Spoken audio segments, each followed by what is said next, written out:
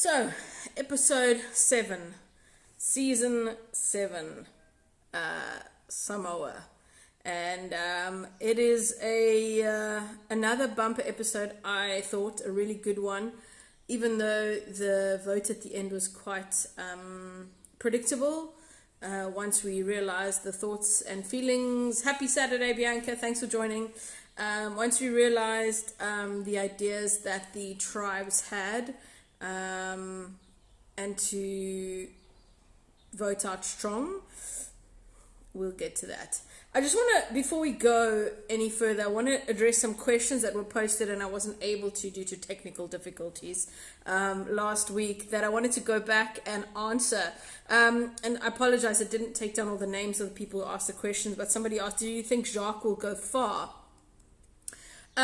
So this was actually 2 weeks ago this question was posted, and he has made it another 2 votes. I do think that he will more than likely, depending on how many they're going to take to merge, make it to merge. If he makes it to merge, he will... I don't think he's going to win. I think people will see that he's a big threat and get rid of him. The problem is that they'll have to be very clever about it, because of all of his advantages. And that also might be a reason to get him out pre-merge. He seems pretty solid in his alliance with Sipe and Durao. If they'd kept Tanya, he might have had a 4th. I don't know at this point. It all depends on the numbers they're going to take to merge and when that happens.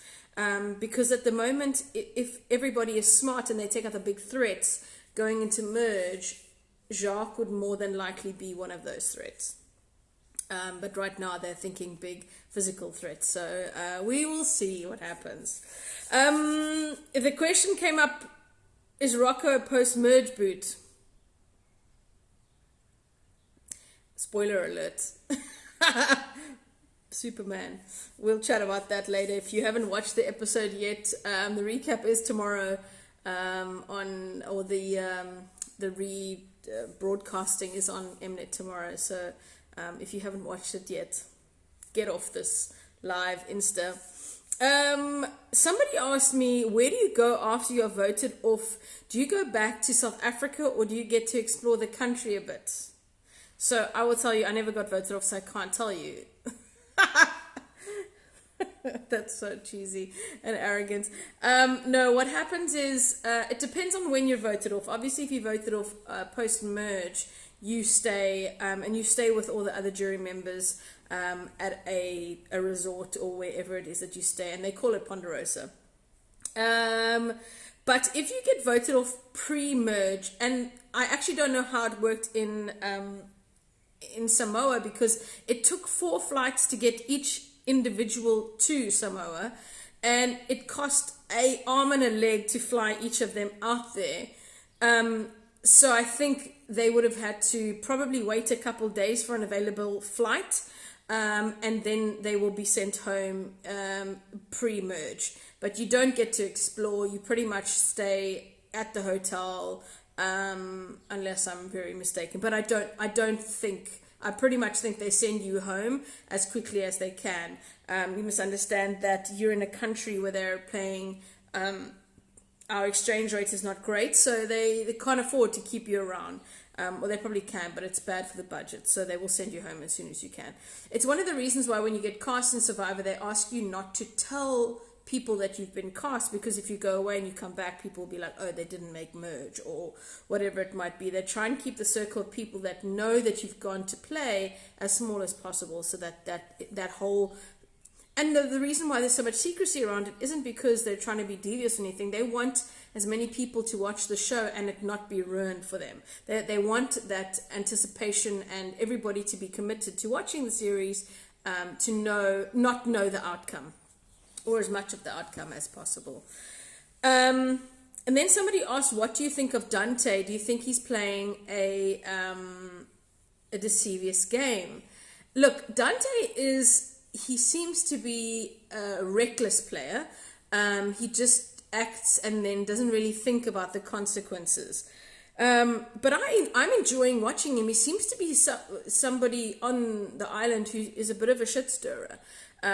We don't really have anybody else who's playing that kind of deceivious game. And if you think of it, in our season, the person who was going to be that player was sent home day one. Seamus he had a playbook in his brain of what he was going to do every single day. And one of the things was like he was going to burn the old guy's hat, and that was Tom.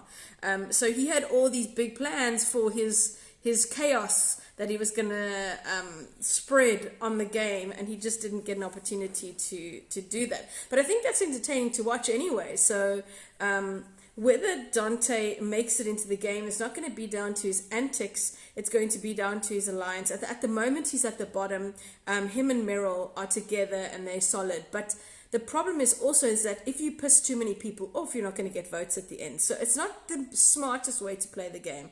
But at the moment, nobody knows about his hiding the flint unless he tells somebody. And you have nothing to do when you're on Survivor. And oftentimes, that's one of the reasons why people spoil secret, is because you're trying to connect to somebody in any kind of real way, and you get so bored and you play things in your mind so often that you just take an opportunity to talk and stuff just comes out. Well, maybe that was just me, but if he can keep those things that he's done secret, he should have an opportunity to go far. Whether he can garner votes at the end, because he seems to rub people up the wrong way, it remains to be seen. So we'll see what happens with Dante. Anyway, if you have any questions, please pop them at the bottom. I'll get to them as we go along. Any comments about the episode? What do you think of the new tribe shuffle? It's not emerged yet. There's too many contestants still in the game.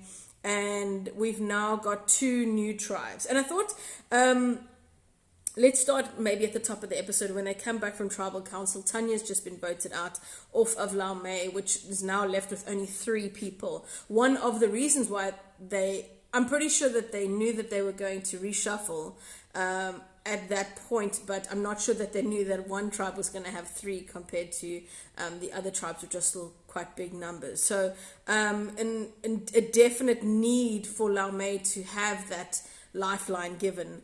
And again, this is when I talk about luck. It's like you can land in these tribe shuffles. You could be in a huge numbers majority, 4 or 5 people, and you land up in a tribe shuffle at 1 or 2 at the bottom. You could be Rocco, this big strong guy, and land up in trouble with a tribe there's nobody else who looks like you around. So they perceive the threat and will vote that out. A lot of it has to do with luck.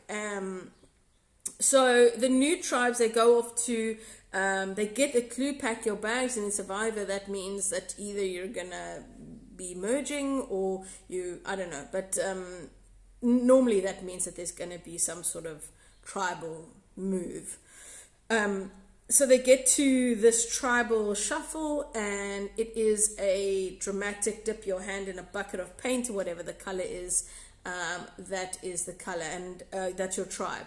It's pretty clear early on that there's only 2 colors, and then Steffi walks up and puts her hand in water, which means automatically that she was going to go to Islands of Secrets, because they obviously had they had an odd number of castaways, so they had to go and send one person off. And I like the idea that they got to sit in on Tribal Council and then join the tribe after, which was a little bit of getting information for Steffi and for her alliances and for her tribe, to understand her place going into that tribe. So pretty cool twist there. There wasn't much for her else on the island. There was no secrets, there was no clues, there was no advantages, that sort of thing. She just was there for the night and got to join the other tribe.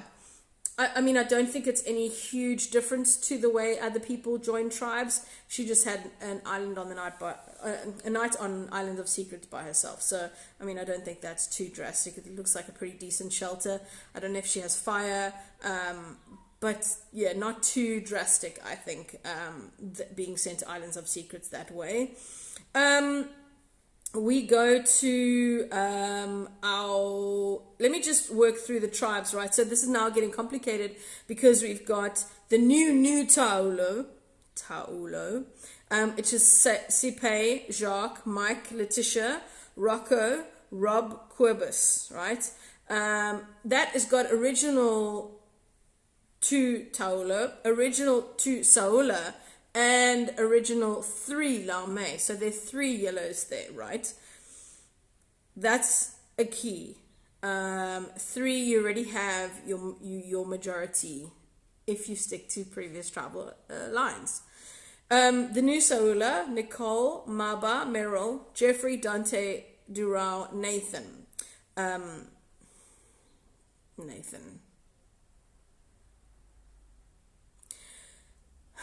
This guy. You know, there was a poll on Mnet, on the DSTV page, where you can play like a predict the episode, and one of the questions was, who's going to injure themselves this week? And that one of the people was Nathan, and I was like, there's no chance this guy can injure himself again. I was wrong. Anyway, 2 injuries this episode. Nathan cuts himself on a coconut with a knife. He's not allowed near any sharp objects either. He shouldn't be allowed near blunt objects either. He just is a complete and utter piece of paper. He's a glass. Anything comes near him, he's going to hurt himself. It's completely bananas. I can't believe. Who ties his shoes in the morning? I don't know. Anyway. And of course Letitia as well also sounds, when she described her injury, you don't get to see it, but when she described the injuries, it sounded very sore. Okay, so let's get to the reward challenge. Right after that tribe swap, they send Steffi away. She doesn't get to play in the reward. She doesn't get to watch it. She's gone. The reward challenge is a really cool one, and another great tribal challenge, in my opinion. One where they all have to work together, but there are moments where it's individual. And it takes a lot of concentration, and it is there's not a lot of margin for error on this one. You have to have very steady hands. You have to be able to pass it off. The problem is that you could do everything well yourself, and you pass it on to somebody else and they drop the ball. Very, very frustrating. In the heat, having to deal with brand new tribes, people you've probably never met before, or haven't really had any connection or conversation with. I think maybe some of them haven't met before. Yeah, difficult one. But the great thing about this one is that it's the best reward ever. Because this reward gives you all of the rewards so far. And so far they've had some really great rewards. So they get furniture, they get tarps, they get food, they get chickens again, shampoos chickens. Oh my gosh. More chickens. What else? I think they get the coffee, they get the sugar. I hope they got the donuts. We didn't see any donuts, but I would have been like, y'all, receipts, where are my donuts at? But they seem to have got the coffee and the sugar and all those sort of things as well. So really, really great reward. On our season, we were the people who won the reward that got all the rewards, and it was a real great start to island life. You literally want for nothing. And although you do have food, it's not. People always talk about the food on Survivor, and it's so bad. The situation is bad, the food is bad, cooking it is bad, it's the same temperature every day, it's absolutely gross. So even though you see us winning rice and what have you, you think, oh, they should be happy, it's really not anything great. The only things that taste normal are your other awards, so the donuts and the coffee and that sort of stuff. That's you get very happy for. But the fact that you won a thing of rice is, although Mike was the happiest I've ever seen somebody get. No, I'm lying. It's carbs. A lot of people get happy getting carbs, but Mike was super stoked with that reward. So I'm not sure if they've had rice yet. It seems. Anyway.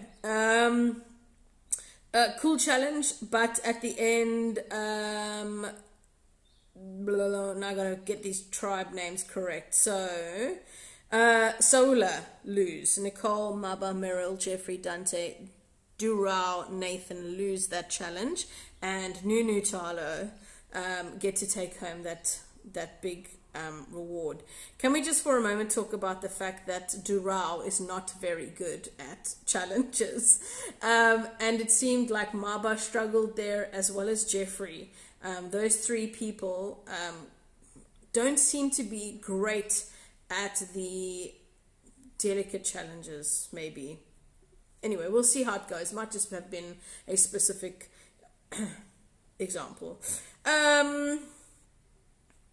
Then we get they go back to the island. One of the moments that stand out for me, Bianca, you say, I feel like Meryl was super snappy. Yeah, she was. She seems to be like pretty good at most things. Her social game seemed very good. Her strategic game, her read of the game, her read of people, her understanding of the alliances and those dynamics seem very on point. Meryl's one of my favorite players at the moment. So yeah, when we get back to the beach, they obviously have all these things, and now they're getting to know each other again. And what happens at the start of any conversations where Sipe is involved, she rubs people up the wrong way. It is so condescending, her conversations to people who've been in the game for as long as she has. And as Mike points out, have been in the game but haven't lost, so they haven't had to do the things you do. The fact that your team loses doesn't take away from the team that wins. I say that it is often a disadvantage to keep winning, only because you haven't had to test anything and your anxiety sort of goes up another level. You haven't had to test your alliances and all those sort of things, but ultimately winning is the end goal. That is how you stay in the game for long enough. So her talking down to the other tribe, saying that they've had to fight harder and play harder, is somewhat true. But if you just win, then you avoid all those things. So a little bit condescending. Once again, we're seeing Sipe talking down to people, and yeah, I just feel like it's a first impressions thing, that she feels she needs to dominate the conversations and be like, yeah, here I am, I'm a strong independent woman, you're going to have to deal with me, I'm going to tell you how things go. And it just seems to rub people up the wrong way. But from one person who did it, it's hard not to, because your true colors just come through and it's hard to hide it. Then we've got the immunity challenge, and we have seen this one on other survivors before. As soon as they showed the drone shot of the challenge course, I said, this is a hectic one. I'm glad I never had to do this one, because I would have let my team down completely, because I'm so short, I'm chubby, I'm not fit. That part where they had to go through the water, the shorter you are, the harder that is. You're basically swimming compared to somebody who's like ankle deep. I would have been up to my waist. It would have been a complete letdown for my tribe, and that's a hard one to swallow. So essentially they all had, it looked maybe about 5 to 10 kilos. I'm not sure how heavy those bags were, but they were decent sized bags. They're all carrying a bag of sand. Once that bag of sand got wet, it would have been even heavier. And they're all tethered together and are basically trying to catch the other tribe. It's a smart challenge, it's a long challenge, and it is a grueling one. It's tiring. And keep in mind, you have very little left in your tank, and it's not even that far into the game, but that kind of challenge is hectic, and it's quite strategic as well. And I think Dante really smashed out that challenge for his team. He seemed to be the one in control and calling the shots, and had they lost, I think he would have been grilled for the way that he spoke to people, but the fact that they won was really, really beneficial to them.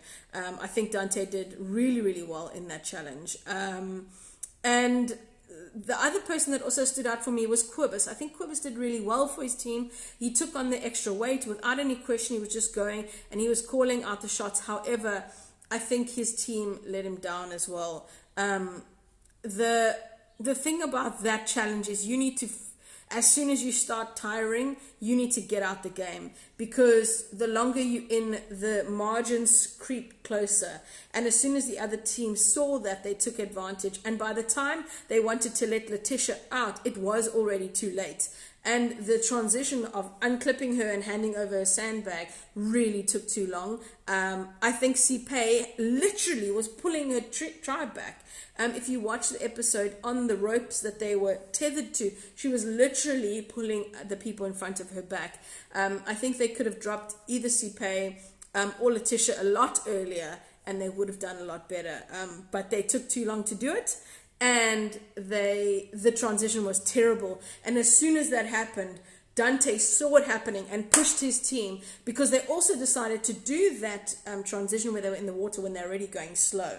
That was the mistake, because the other people were on the sand, and they would have been able to catch up a lot of ground on the sand, and that transition wasn't good enough. The decision making wasn't good enough, and unfortunately Letitia and Sipe, I think, let the team down with that one. And then the tribe Nunu Solar, sorry, I have to get this right because everybody's changed now. Nunu Solar won that one, and I think it was on the back of a real good tribe performance, but I think Dante really led them from the front. He did a really, really good job on that one. So that was immunity. That meant that Nunu Taola has to go to tribal council. A lot of them, for the first time, had Rocco even been to tribal council yet? Sipe had, Jacques had, Mike had never been to tribal council, Letitia had never been to tribal council, neither had Rocco. So interesting tribal council to see people going for the first time as well. And this far into the game, that's pretty impressive actually, if you can avoid tribal council for that long. But it was interesting once they got back to the beach and the conversation switched, and I'm having a hard time figuring out who is where. I find the conversations about former tribal alliances and that sort of stuff very difficult to follow now, because there's been 2 previous tribe swaps. So it's hard to know, like Sipe, for example. Is she with her former Solar members? Is she with Rob and Nathan and Nicole? Is she with that Tightfall and Steffi? Or is she solidly with Jacques and Dural? It's hard to know at this point. She says she's with Jacques, and I think she realizes that Jacques has potential to go really far. But everybody seems to be wanting to work with the former Solar members. Everybody wants to work with with Rob and Nicole. I find that fascinating. I don't know if it's because of Nathan spinning stories before, or if he's very likable on the beach. I don't know. But the willingness to just work with those 4 is fascinating to me. It's actually 5. Steffi, Nicole, Nathan, Rob. No, it's 4. And Sipe, 5. It's quite interesting because together they have this big majority group, but everybody wants to join them. That's not how this should work. People should be seeing them. Even though they split up over 2 tribes now, they should start to get rid of them. What I'm seeing now is that a lot of people, I think, are judging the move to get rid of Rocco. So I see the benefits of getting rid of Rocco, but the fact that Rob was hitting home on Rocco, aka Superman, so hard was really interesting, because his reasons that he said he wanted to get rid of him was because he's a big physical threat. If you remove Rocco from your tribe, who is next as a big physical threat? Rob. So my idea is that maybe that was just the nice definition of a big threat. I think he wanted to get rid of a former Laumei tribe member. He wanted to get rid of a former Yellow tribe mate. That was, I think, the biggest reason for him to get rid of Rocco. And Rocco would have been his biggest opposition had they both make it to merge, because Rocco sees himself as a big physical threat, but Rob is also a big physical threat. My interesting point is that once you get to merge, the challenges don't favor big physical threats. Our biggest physical threat in merge challenges was Katinka. Katinka won about 2. Palesa won 2, and then we got rid of her because she kept winning. Tony won 1. It doesn't favor the big buff guys. And you tend to assume that the challenges are going to be the big guys, the big physical dominant forces are going to dominate in the challenges post-merge, but actually those challenges are designed to even out the playing field. So they are more puzzle-based, they are more balance-based, they are more weight ratio. And if you're lighter, somebody like Jacques or Quibus, you will have a better chance at those challenges. So that idea that the big physical threats are somehow going to dominate in Merge is false. So I think that Rob's reasons to want to get rid of Rocco, what he was telling the tribes, was not 100% true. I think he wanted to get rid of a Lau Mei member. What I find interesting is that they didn't go for somebody like Letitia. Because if Letitia makes it through to Merge, she's going to cruise along for a while, because she'll be a number, she'll be somebody easy to vote off, and now they have an opportunity to get rid of Yellow, but also somebody who won't challenge them at challenges in Merge. It'll be an easy person to beat. But also, when Rob removes Rocco, he's now removed his shield. Because one of the things that I did on my season was that I put myself next to the biggest threat, so that the focus wasn't on me. That person wasn't physically my equal, but it was about his gameplay. So when I teamed up with Vander, it was a case of I needed somebody else to take the limelight, so that I could operate and make moves, but they weren't as noticeable as Vander. He was my shield. And Rocco has just been voted out as Rob's shield. Interesting. And I think it's going to be fascinating for me in the next couple of episodes. And I think we're heading for a lot of fire. I predict that there's going to be a shake-up of the original Solar members. I think that Steffi is going to be the one who is going to move away from her former tribe mates. In the throw forward to the episode, we see her say something like, those two can't be trusted. We're not sure who she's talking about, but she is now on a tribe with Sipe, Rob, her former tribe mates. I don't know who she's talking about there. Those two can't be trusted. Is she talking about Nicole and Nathan on the other tribe? I think that might be her play, is to get rid of Rob because the other two can't be trusted, and to whittle down the former Solar members. I don't know. I think that there's going to be a crack in the former alliances in the next couple of episodes. They have to. It's going to be the time where you now solidify yourself going into Merge. Who do you want to work with? Who do you trust? That is a pivotal question. Who do you trust? Who can you go into Merge with that you don't have to panic about your trust, and you do anyway? But who can you trust? That is the biggest question you ask yourself going into Merge. And I think the makeups of the tribe are physically and gameplay quite evenly balanced. So it's going to be a very interesting next couple of episodes. The question for me is, when do they merge? What number? Is it 11? Is it 9? I think that's going to be an interesting one to see. But overall, I thought the episode was good. I mean, it was pretty clear who was going home. There was this idea that Rob was also on the chopping block. I think that would have actually been a better move. If you had blindsided Rob, you would have sent him home with his idol. That would have been a greater move, in my opinion. It also would have been to start cutting down on that Saola tribe. The problem is that people like Mike and Letitia and Rocco, well, Mike specifically has aligned with Rob. And I find that interesting, because Mike needs to get as far away as he can from them, but he needs numbers right now. So he thought, let me get on with Rob. I don't know. Quibber seems to be a swing vote here again. It's going to be interesting to see. So that's how that is panned out. We go to Tribal Council. For me, it seemed a pretty straightforward vote. The first time we hear about Superman is at that Tribal Council. Rob calls him Superman. And again, if he's Superman, then Rob, you're Batman, because if you take him out, the focus is on you. Not too many big groundbreaking things coming out at Tribal Council.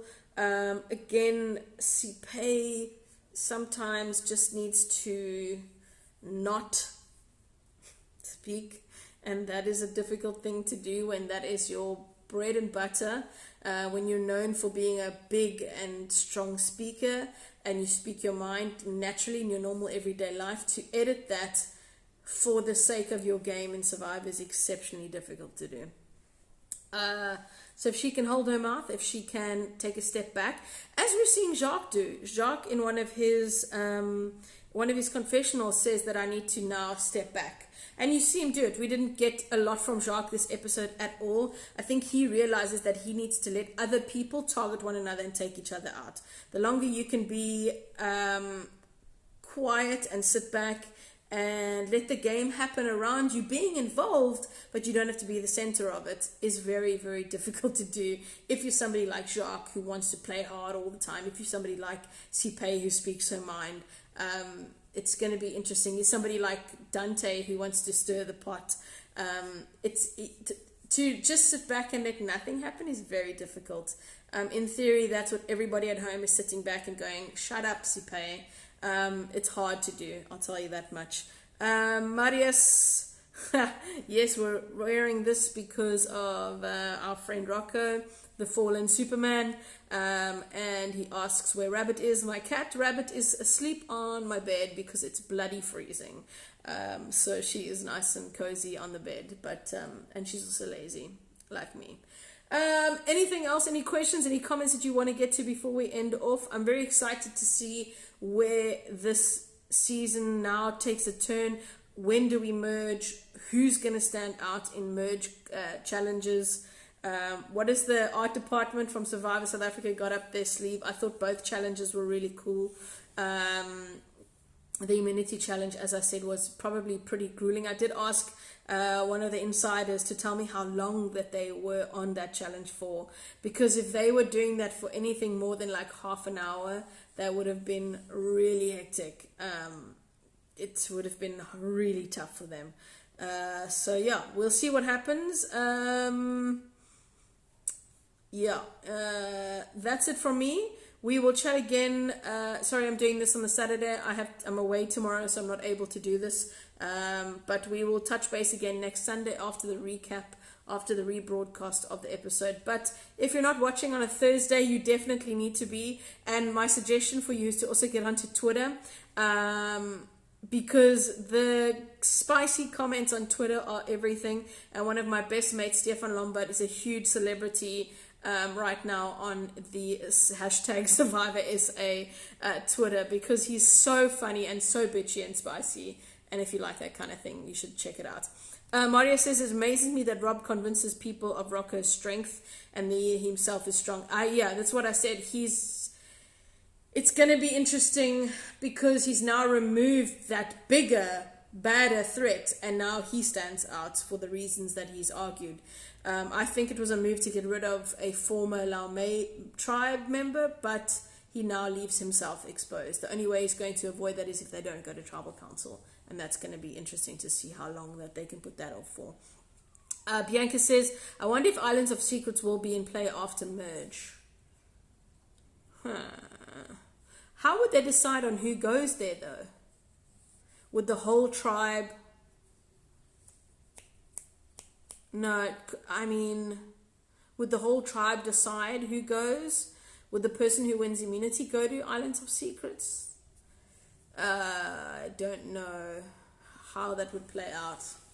But it will be interesting. I'm pretty sure at some point people will go there.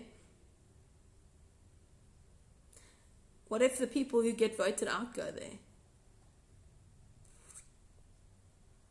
there? We have too many players. We have 21 players, 17 episodes, I think. At some point, we're going to either vote off 2 people. What if our players all go to Islands of Secrets? I don't know. I hadn't thought of this before. But... and they fight to come back on.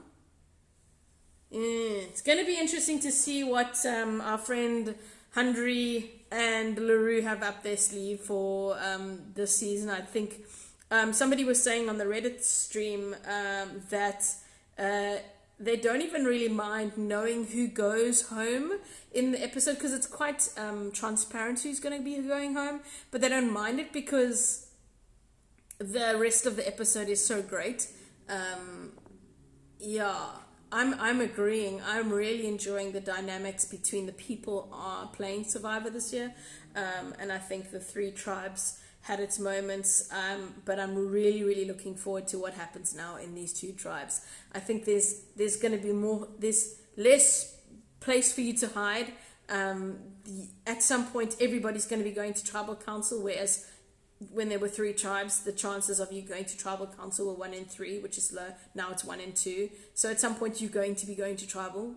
There's nowhere to hide anymore. And I think that is going to be very interesting to see. And Bianca, I think that idea of what happens on Islands of Secrets is going to be something to watch out for. So we'll meet back again next week. We'll chat about it. If you have any questions, drop me a message here.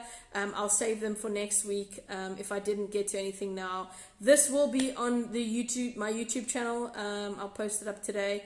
So if anybody misses it, you can share it with them or whatever. But I will let people know it's on the YouTube channel. But until next time, enjoy the next episode. And have a great night. Enjoy the cold weather. In Cape Town, we are having some really, really cold snaps. And I'm heading out to areas that are going to be in the minuses tomorrow. So if I survive, I will see you next week. Enjoy the next episode, guys. And go on. And if you're not on the DSTV page has got some cool competitions, predict and win.